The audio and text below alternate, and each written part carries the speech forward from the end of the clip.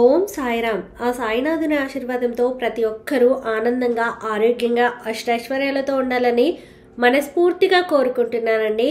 అనంతకోటి బ్రహ్మాండ నాయక రాజాధిరాజా యోగిరాజా పరబ్రహ్మ శ్రీ సచ్చిదానంద సద్గురు సాయినాథ్ మహారాజుకి జై. ఈరోజు బాబాగారు మన కోసం పంపించిన సందేశం ఏంటంటే, నీ సొంత ఇంటి కళ నెరవేరబోతోంది. నీకు ఎంతో ఇష్టమైన వాళ్ళు దగ్గర కాబోతున్నారు. ఒక్క 5 నిమిషాలు వినమని బాబాగారు చెప్తున్నారండి. మన కోసం బాబాగారు ఎలాంటి సందేశం పంపించినా కూడా ప్రస్తుతం మనం ఉన్నటువంటి కష్టాలని, సమస్యల్ని ఎలా పరిష్కరించుకోవాలో తెలియజేయడం కోసం మనకి ఇలాంటి సందేశాన్ని పంపిస్తూ ఉంటారు. ఇక బాబాగారి సందేశం వినడానికన్నా ముందు గురువుగారి గురించి చాలా మంది అడుగుతున్నారండి. ఈ గురువుగారు ఎంతో అనుభవం ఉన్నవారు. చెప్పింది చెప్పినట్టుగా జరిగి తీరుతుంది. అంతేకాదు, మీరు ఎన్నో రకాల సమస్యలతో ఎంతో మందిని సంప్రదించి ఉంటారు. ఒక్కసారి చివరిసారిగా అనుకొని ఈ గురువు గారిని సంప్రదించి చూడండి. మీ సమస్యలు అనేవి తప్పకుండా పరిష్కారం అవుతాయి. శ్రీ షిరిడి సాయిబాబా ఆశీస్సులతో జాతకం చెప్పబడిను. Phone number 8519906851. గురువు గారి పేరు శివరామరాజు గారు. ఫోన్ ద్వారా జ్యోతిషం చెప్పబడిను. వ్యాపారం, ఉద్యోగం, రాజకీయం, ప్రేమ, పెళ్లి, సంతాన సమస్యలు, భార్యాభర్తల మధ్య కలహాలు, కుటుంబ సమస్యలు, సంతాన సమస్యలు, ఆరోగ్య సమస్యలు, లక్ష్మీశాంతి, ధనశాంతి లేకపోవట, మీకు ఎటువంటి సమస్యలున్నా పరిష్కారం చేయబడను. ధన వశీకరణం, స్త్రీ వశీకరణం, పురుష వశీకరణం 100% చేయబడను. ఇక బాబాగారు పంపించిన సందేశం గురించి చూస్తే, ఇది నిజంగా జరిగిన ఒక కథ అండి. ఒక భక్తురాలు తన అనుభవాల్ని మనతో పంచుకున్నారు. ఒక భక్తురాలు, ఆవిడ పేరు సుశీల. సుశీల గారు చాలా పేద కుటుంబం నుంచి వచ్చారంట. ఆవిడ తల్లిదండ్రులు ఎంతో కష్టపడి ఆవిడని పెంచి పెద్ద చేసి పెళ్లి చేసి పంపించారంట. ఇవ్వడం మాత్రం పెద్ద కుటుంబంలోనే, తమ స్థాయి కన్నా ఎక్కువ స్థాయి కుటుంబంలోనే ఇచ్చి పెళ్లి చేశారు. అయితే ఆమె భర్త కూడా చాలా మంచివారంట. చిన్నప్పటి నుంచి బాబానే తలుచుకుంటూ, బాబా గారి ఆశీర్వాదాలని పొందుతూ నాకు ఇంత మంచి జీవితం వచ్చింది. కానీ మా జీవితంలో కూడా కష్టాలు అనేవి చాలా ఉన్నాయి. ఆ కష్టాలు ఏంటి అంటే, మంచి స్థాయిలో ఉన్న కుటుంబం అయినా సరే తన భర్తకి బాధ్యతలు అనేవి ఎక్కువగా ఉండడం వల్ల వచ్చిన డబ్బు అన్ని ఖర్చులకే సరిపోయేవి. సొంత ఇల్లు కట్టుకోవాలి అనేది నా చిన్నప్పటి నుంచి కల. తన తల్లిదండ్రులు ఎప్పుడూ అద్దె ఇంట్లోనే ఉండేవారు. పెళ్ళైన తర్వాత కూడా అద్దె ఇంట్లోనే ఉండాల్సి రావడంతో సొంత ఇల్లు ఇవ్వమని బాబాని చాలా కాలంగా వేడుకుంటూ ఉన్నారట. అయితే ఈ లోపుగా తన భర్తకి వేరే చోట ఉద్యోగం రావడంతో తను ఒక్కరే అక్కడికి వెళ్ళి ఉద్యోగం చేస్తూ ఉన్నారు. తన భర్త దూరంగా ఉండి డబ్బులు పంపిస్తున్నా కూడా ఒకే దగ్గర ఉండలేకపోతున్నాం అనే బాధ ఎప్పుడూ తనని తొలుస్తూ ఉండేదట. తన భర్త తన కోసం ఇంత కష్టపడుతున్నారు, తన కుటుంబం కోసం ఇంత కష్టపడుతున్నారు, కానీ భర్తకి సేవ చేసుకునే అదృష్టం లేదు అని చెప్పి సుశీల గారు ఎప్పుడూ బాధపడుతూ ఉండేవారట. తన భర్తకి కూడా వాళ్ళు ఉన్న ఊరిలోనే వచ్చి ఉంటే చాలా బాగుండేది కదా, ఇక్కడే అలాంటి ఉద్యోగం ఉంటే బాగుండేది కదా అని బాబాని వేడుకుంటూ ఉండేవారట. తన భర్త కూడా భార్య బిడ్డలు ఎంతో దూరంలో ఉన్నారని ఎప్పుడూ కూడా వాళ్ళ గురించి దిగులు పడుతూ ఉండేవారట. కానీ జీతం ఎక్కువగా వస్తుంది. ఇలా జీతం ఎక్కువగా ఉంటే తొందరలోనే మనం అనుకున్న 10 సంవత్సరాల కన్నా ముందుగానే మన సొంత ఇల్లు కట్టుకోగలుగుతాము. సొంత ఇల్లు కట్టుకున్న తర్వాత అప్పుడు చిన్న స్థాయిలో ఉద్యోగం అయినా సరే నేను అక్కడే ఉండి చేసుకుంటాను అని చెప్పి అనుకుంటూ ఉండేవారట. ఈ లోపుగా భర్తకి ఉద్యోగంలో అయితే ప్రమోషన్ వచ్చింది, కానీ దూరంగానే ఉంటున్నారు. సెలవులు ఉన్నా కూడా రాను పోను ఖర్చులకి భయపడి తన భర్త 1 నెలకి 2 నెలలకి వచ్చేవారు. ఇప్పుడు 6 నెలలకి, సంవత్సరానికి ఒకసారి వస్తాను, ఖర్చులు తగ్గించుకుందామని చెప్తూ ఉండేవారట.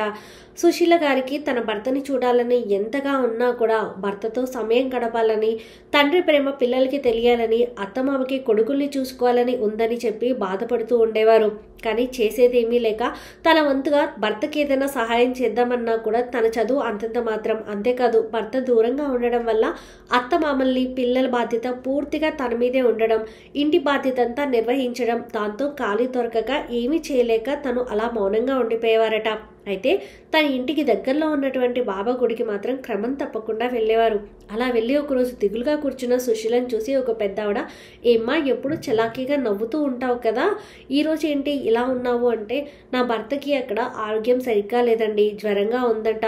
పొద్దున ఫోన్ చేసినప్పుడు చెప్తున్నారు, మేము చాలా కాలంగా దూరంగా ఉంటున్నాం, బాధ్యతల నడుమ పడిపోయి ఆయన అక్కడ దూరంగా ఉండిపోతున్నారు. ఎందుకంటే సొంత ఇల్లు కట్టుకోవాలి అనేది మా ఆశ. అంతేకాదు నా భర్త, నా పిల్లలు అత్తమామలు అందరం కలిసి ఒకే దగ్గర ఉండాలి అనేది మా కోరిక. ఆ కోరిక నెరవేరడం కోసమే అంత దూరం వెళ్ళి ఉద్యోగం చేస్తున్నారు అని చెప్పి బాధపడ్డారంట సుశీల గారు. అప్పుడు ఆ పెద్ద ఆవిడ, నువ్వు సాయి దివ్య పూజ చెయ్యమ్మా, ఒక 5 వారాలు లేదా 3 వారాలు నీకు వీలైనన్ని రోజులు సాయి దివ్య పూజ చేసుకున్నట్టయితే నువ్వు అనుకున్నటువంటి కోరిక నీకు తప్పకుండా నెరవేరుతుంది అని చెప్పి అన్నారట. అంతకు ముందు నెలే భర్తకి ప్రమోషన్ రావడంతో సరే అండి, ఒకసారి మీరు చెప్పినట్టుగా నేను చేస్తాను అని చెప్పి అన్నారట. అయితే అంతకు ముందు నెలే ప్రమోషన్ వచ్చిన డబ్బుతో తన భర్త వచ్చే సంవత్సరంలోగా ఇల్లు కొందాము అని చెప్పి ముందుగానే చెప్పి ఉన్నారు. కానీ తన భర్త ఇక్కడికి రావాలి అనే ఆవిడ కోరిక కోసం ఆవిడ దివ్య పూజ చేయడం మొదలు పెట్టారు. ఒక 3 వారాలు చేసేసరికి ఆమె భర్త సడన్గా ఫోన్ చేసి నాకు ప్రమోషన్తో పాటుగా ట్రాన్స్ఫర్ కూడా ఇచ్చారు. అంతేకాదు మన ఊర్లోనే వాళ్ళొక బ్రాంచ్ తెరుస్తూ దానికి నన్ను హెడ్గా నియమించారు.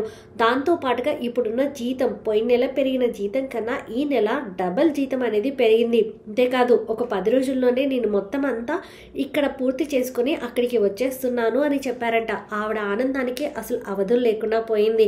జీతం ఇంతకు ముందు పెరగడంతో ఈ సంవత్సరమే ఇల్లు కొందామని చెప్పారు భర్త. అంతేకాదు మరో 10 రోజుల్లో భర్త ఇదే ఊరికి రాబోతున్నారు, ఇక్కడే ఉండబోతున్నారు అనేది ఆవిడకి కొండంత ధైర్యాన్ని ఇచ్చింది. అనుకున్నట్టుగానే పెరిగిన జీతంతో ఒక 6 నెలల్లోనే ఒక మంచి స్థలం చూసుకొని కట్టడం మొదలుపెట్టారు. సంవత్సరం తిరిగేలోగా గృహప్రవేశం కూడా చేశారు. అత్తమామలతో, భర్తతో, పిల్లలతో ఆవిడ చాలా సంతోషంగా ఉంటున్నారు. అంతేకాదు తనని ఎవరు కలిసినా కూడా తన జీవితంలో జరిగినటువంటి అద్భుతాన్ని ఆ బాబా ఆశీర్వాదం వల్లే మేము ఇంత తొందరగా ఇంత సంతోషంగా ఉండగలుగుతున్నాం. నా చిన్నప్పటి కళ అనేది ఇంత త్వరగా పూర్తయింది. నా భర్త దూరంగా ఉంటున్నాడన్న విషయంలో నాకు చాలా బాధగా ఉండేది. కుటుంబం కోసం ఆయన అంతలా కష్టపడుతున్నారు.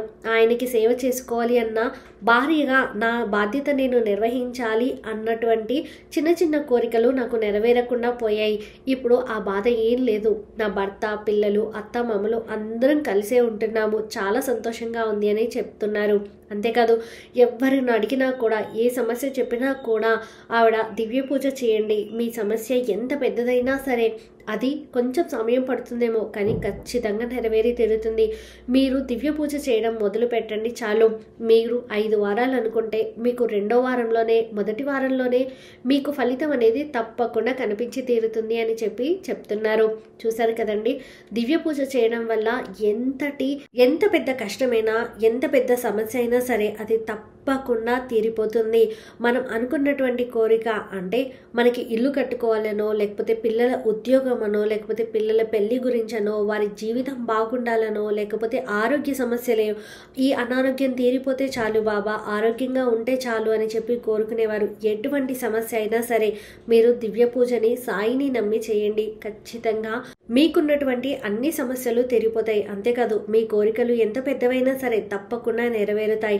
ఆ బాబా ఆశీర్వాదం మనపై ఎప్పుడు ఉంటుంది. ఆ బాబాకి మనకి ఏ సమయంలో దేన్ని అనుగ్రహించాలో తప్పకుండా తెలుస్తుందండి. బాబా గారి మీద నమ్మకం ఉంటే చాలు. కేవలం మనం ఉంచాల్సింది ఆ బాబా అంతా మనకి మంచి చేస్తారన్న నమ్మకాన్ని మాత్రమే. ఆ నమ్మకం ఉంటే మనం దేన్నైనా సాధించగలుగుతాం, దేన్నైనా పొందగలుగుతాం. ఈ వీడియో మీకు నచ్చితే ప్లీజ్ లైక్ చేయండి, మరికొంతమందికి వీడియోని షేర్ చేయండి. ఫస్ట్ టైం ఛానల్ని చూసిన వారు సబ్స్క్రైబ్ చేసుకొని పక్కనే ఉన్నటువంటి బెల్ ఐకాన్ని క్లిక్ చేయండి.